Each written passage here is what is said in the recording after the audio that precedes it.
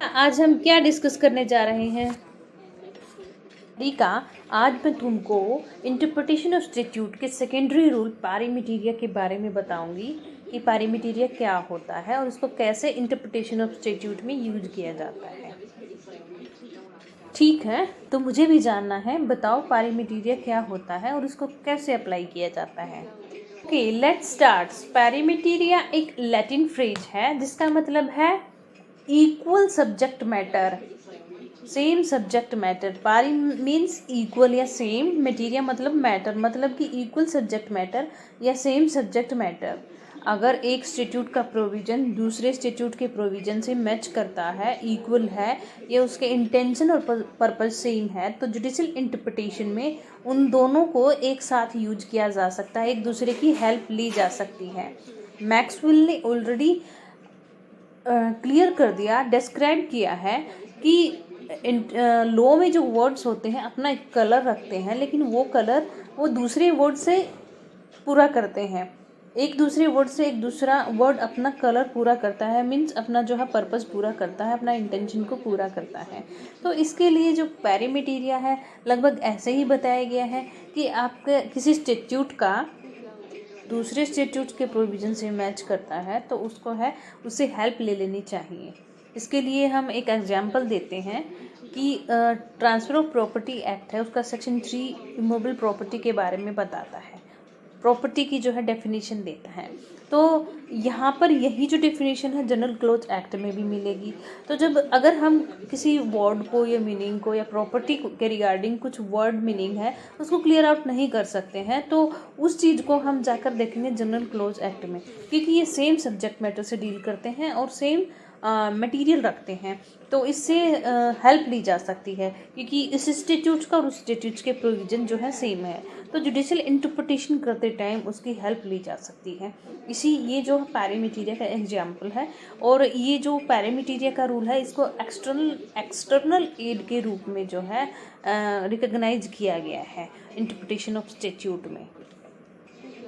एक एग्जाम्पल और बता दूँ, इंडियन एविडेंस एक्ट में डॉक्यूमेंट की जो डेफिनेशन है और इंडियन पीनल कोड में डॉक्यूमेंट की जो डेफिनेशन है वो सेम है, तो उनको इंटरप्रिटेशन करते टाइम उन दोनों से एक दूसरे की हेल्प ली जा सकती है, या फिर उसका जो है कंटेक्स्ट वहाँ से उठाया जा सकता है। वो दोनों प्रोविजन सेम है, सेम सब्जेक्ट मैटर से डील करते हैं।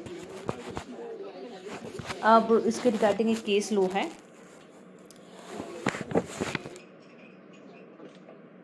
नाम है Directive Minings Officers and Tata Iron and Steel Company. It was established in this case that perimeteria can be used as an external aid of interpretation. अब external aid की अगर मैं बात करूं तो हमने इंटरनल एड और एक्सटर्नल एड प्रीवियसली वीडियो में पढ़ा था। तो इंटरनल एड का मतलब होता है with in the statute help लेना, मतलब कि विद इन द स्टैट्यूट का मतलब होता है प्रीएम्बल से, हेडिंग से, प्रोविजन से, प्रोवाइडो से, इलस्ट्रेशन से, एक्सप्लेनेशन से हेल्प लेना पर्टिकुलर स्टैट्यूट की। लेकिन उस स्टैट्यूट के बाहर जाकर एड लेना पड़े उसको एक्सटर्नल एड बोलते हैं, जैसे कि हिस्टोरिकल व्यू से ले लिया, डिक्शनरी मीनिंग से उठा लिया, या कमेंट्रीज से ले लिया, इस तरीके की एड को जो है एक्सटर्नल एड बोलते हैं। तो इसको एज एन एक्सटर्नल एड जो है रिकग्नाइज किया गया इस पैरामीटेरिया रूल को इंटरप्रिटेशन ऑफ स्टैट्यूट्स में। ये इमोबल प्रॉपर्टी वाला जो उदाहरण है, एग्जाम्पल है, ये बहुत ही स्टिक बैठता है इसके ऊपर कि टीपीए की अंडर हम इमोबल प्रॉपर्टी की डेफिनेशन देखते हैं, उसके बाद भी कुछ क्लियर आउट नहीं होता।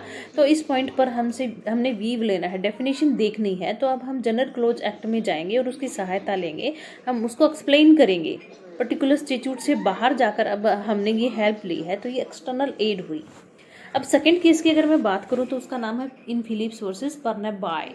इन this case weight measures act 1889 read with sales of food act 1929 कहा गया। ये दोनों आपस में इतना रिलेट करते हैं कि इनके प्रोविजन मिलते हैं, इसलिए इनको पैरामीटेरिया बोला गया। मतलब कि लेजिस्लेचर द्वारा ड्राफ्ट किया हुआ कानून जो है उसके सब्जेक्ट मैटर अगर सेम मिलते जुलते हैं तो किसी स्पेशल प्रोविजंस की रेफरेंस का सहारा लिया जा सकता है।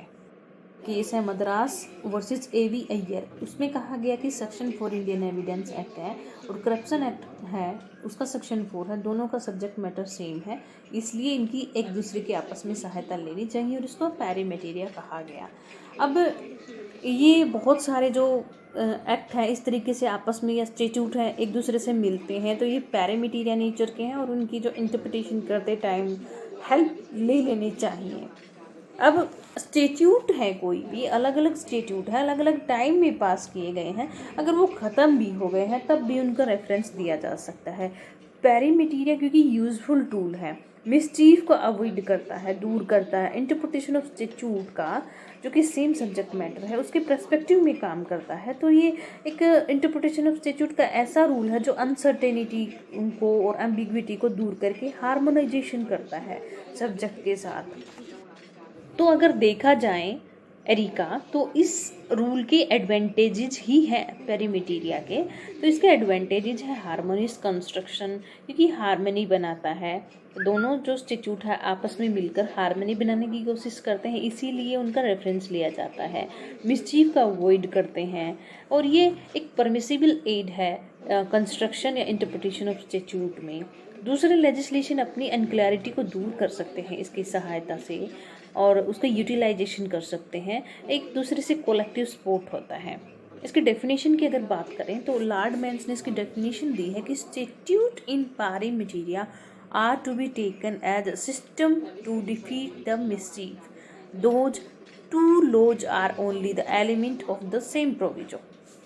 अब हम इसके एलिमेंट्स देखते हैं। तो एलिमेंट्स ये हैं कि ये कलेक्टिव टाइटल हो सकता है इनका, जो कि हाँ एरिका, यही रूल है पैरीमेटेरिया का रूल, जो इंटरप्रिटेशन ऑफ स्टेट्यूट का सेकेंडरी रूल है और बेस्ट रूल है, जो कि इंटरप्रिटेशन में काम आ सकता है। एक्ट्स जो है आइडेंटिकल होते हैं, सेम लाइंस और सेम सब्जेक्ट मैटर से डील करते हैं, इसलिए इनको एक दूसरे से के साथ यूज कर लेना चाहिए। अब इस what is the reason behind this rule, अगर हम इसको देखेंगे तो ये है कि सिर्फ यूटिलाइजेशन करने के लिए, मिसचीफ को अवॉइड करने के लिए और एक कलेक्टिव सब्जेक्ट मैटर को यूज करने के लिए, क्योंकि उनकी स्पिरिट और पॉलिसी एक जैसी होती है, उनको डिस्क्राइब करने के लिए इस पैरीमेटेरिया रूल को अप्लाई किया जाता है। इसलिए ये बहुत ही अच्छा रूल है कि और बहुत ही अच्छा प्रोविज़न भी है कि एक इंस्टीट्यूट्स में अगर कुछ अनक्लैरिटी है, नहीं भी है, तो अगर दूसरे इंस्टीट्यूट की सहायता लेकर उसका रेफरेंस करके उसके जो है सब्जेक्ट मैटर को एक बेटर बना देते हैं, अगर सिस्टमेटिक वे में ज़्यादा अच्छा सिस्टम से उसको व्यवस्थित कर देते हैं, मैनेज कर देते हैं, तो उसमें कोई बुराई नहीं है कि दूसरे इंस्टीट्यूट का सहारा लिया जाए और एक अच्छी लैंग्वेज का कंस्ट्रक्शन किया जाए। हाँ जेसिका, सही बात है। This rule of interpretation is good. ये तो हार्मोनियस कंस्ट्रक्शन का रूल है, मिस्टेक को अवॉइड करता है, तो ज़रूर सहायता लेनी चाहिए।